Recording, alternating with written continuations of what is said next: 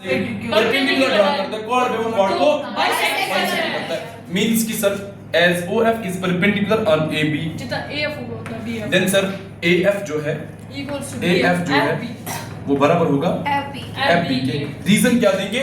Reason क्या देंगे? Perpendicular drawn from the centre of the circle to the chord bisect लिखेंगे perpendicular drawn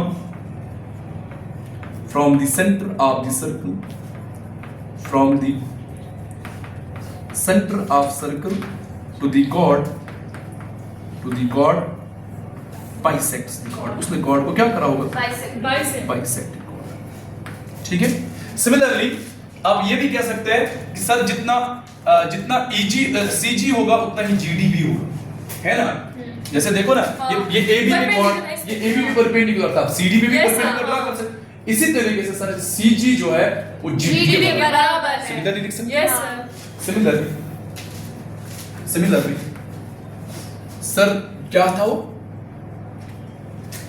हाँ, CG जो है equals to GD GD है। रीजन यही है। गो होता है क्लियर? Yes sir. अब मुझे ये बोलो सर, ये दोनों कॉर्ड्स बराबर है, ये दोनों कॉर्ड्स बराबर है, क्या इनके हाफ भी बराबर है? Yes sir. लिख देंगे सर as AB जो है वो CD के बराबर है। क्यों? क्योंकि सर वो गिवन है। हाँ, गिवन। क्योंकि मेरे पास ऐसे दो कॉर्ड्स है जो कि क्या है? जो बराबर है, जो बराबर है। तो क्या इनके हाफ भी बराबर होंगे? चलिए फिर which implies सर AB का हाफ जो है वो फिर CD के हाफ के बराबर है होगा। Yes sir. लेकिन जब मैं AB का हाफ देख रहा हूं, मैं उसी टुकड़े के बारे में बात करूंगा जो मुझे प्रूव करना है। मैंने कहा फिर FB जो है वो GD के बराबर है। FB जो है वो GD के बराबर हो गया। Yes sir. इसका नाम मैं रख दूंगा फर्स्ट, इसका नाम मैं रख दूंगा। अल्टीमेटली मेरा टारगेट क्या है? मुझे यहाँ पे पहुंचना है सर। मुझे EB शो करना है ED के बराबर, लेकिन फिलहाल के लिए मैंने उसका हाफ पार्ट शो कर दिया। हाफ नहीं मतलब एक पार्ट शो कर दिया कि ये बराबर है। फिर क्या पार्ट बचा? फिगर में मेरा कौन सा पार्ट बचा हुआ है? सर अभी देखो ना, यहाँ से यहाँ तक मैं इसको एक बार हाईलाइट करने की कोशिश करता हूँ। देखो यहाँ से यहाँ तक तो मैंने शो किया सर, ये चीज जो है, ये चीज इतना सा, ये इसके बराबर। ये चीज अभी बचा क्या? इसको मैं दूसरे कलर से शो करता हूँ ताकि आपको सही समझ में हो जाए। EG और EF ये मुझे ये पार्ट इस पार्ट के बराबर। मैंने कहा ये शो करने के लिए मुझे थोड़ी सी कॉन्ग्रुएंसी का हेल्प चाहिए। Yes sir. ठीक है, देखो इतना तो मैं कर चुका हूँ, FB GD के बराबर है, उतना तो मैं कर चुका हूँ। ठीक है, लेकिन अब थोड़ा सा पार्ट, व्हाइट वाला पार्ट बचा हुआ है। अगर EG के बराबर शो हुआ तो मेरा काम होगा, मेरा काम। ठीक है, चलिए इसके लिए क्या करेंगे? इसके लिए क्विक, सबसे पहले मैं O को E के साथ ज्वाइन OE। इससे क्या हुआ? इससे ये वाले दो ट्रायंगल्स में डिवाइड हुए। बोलो सही है क्या? अब दो ट्रायंगल्स मेरे पास है।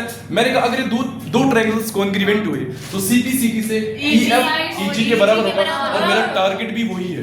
मेरा टारगेट ये व्हाइट वाले को सेम शो करना है। वो तभी शो होगा जब ये दोनों ट्रायंगल्स क्या होंगे? कॉन्ग्रुएंट होंगे। चलिए देखते हैं कॉन्ग्रुएंसी का कौन सा क्राइटेरिया लगता है। देखिए मैंने कहा इन ट्रायंगल्स कौन सी ट्रायंगल?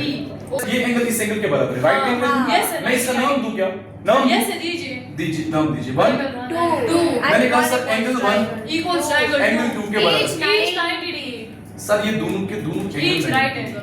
ठीक है। Yes sir. उसके बाद सर देखो ना, इस राइट एंगल के अपोजिट वाला साइड हाइपोटेन्यूज है। ये तो दोनों ट्रायंगल्स का हाइपोटेन्यूज कॉमन है।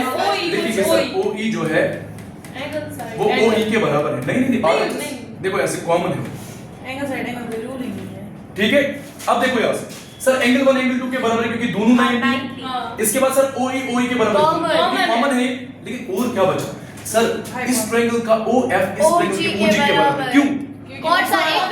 कॉर्ड्स इक्वल है तो सेंटर से बराबर दूर भी होंगे। लिखेंगे सर इसी तरीके से सर यहाँ का OF जो है ना वो यहाँ का OG, लेकिन इसका रीजन लिखना बहुत जरूरी है। इसका रीजन लिखना, रीजन क्या है सर? सर जो कॉर्ड्स बराबर है, जो कॉर्ड्स बराबर, एक थ्योरम आपको पढ़ाया गया था, अगर दो कॉर्ड्स बराबर है, अगर दो कॉर्ड्स बराबर है वो सेंटर से बराबर दूर भी, वो सेंटर से बराबर दूर भी हो। जरा वही लिखेंगे equal chords are equidistant from centre equidistant from centre from centre. बोलो सही है कि नहीं? Yes sir. ये इजी है ना? Yes, yes, अब sir. देखो यहाँ से कौन सा क्राइटेरिया लग रहा है देखो। RHS. सर देखो एंगल 1 एंगल 2 के बराबर है, नहीं, OE OE के बराबर है क्योंकि कॉमन है, RHS. OF OG के बराबर है। इसका रीजन मैंने साइड में लिखा है क्योंकि कॉर्ड्स बराबर है तो सेंटर से बराबर दूर भी होंगे, तो दोनों ट्रायंगल्स क्या हो गए? Congruent. तो फिर सर ट्रायंगल OFE जो है this is congruent to triangle OG.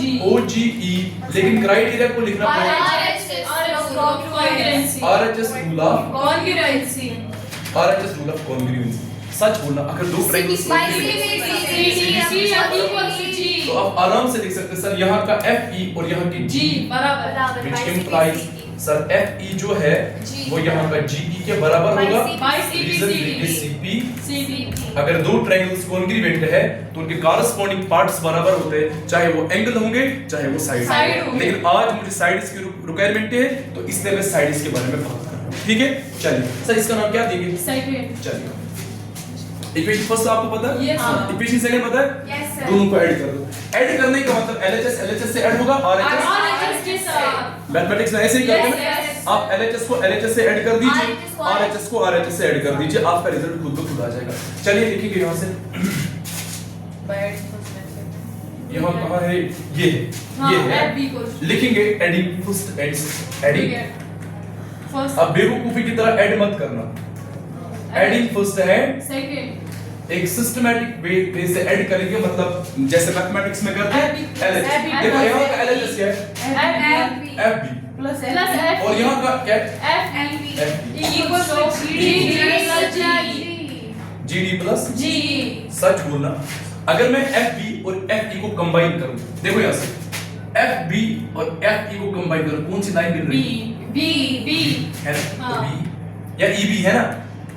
चलिए अगर मैं GD और GE को कंबाइन D. करूं, GD और D. हाँ DE या ED बोलो, हाँ same. और यही आपको पार्ट फर्स्ट में हाँ, प्रूव prove. करना, which proves First. है ना? Yes sir. No sir thoughts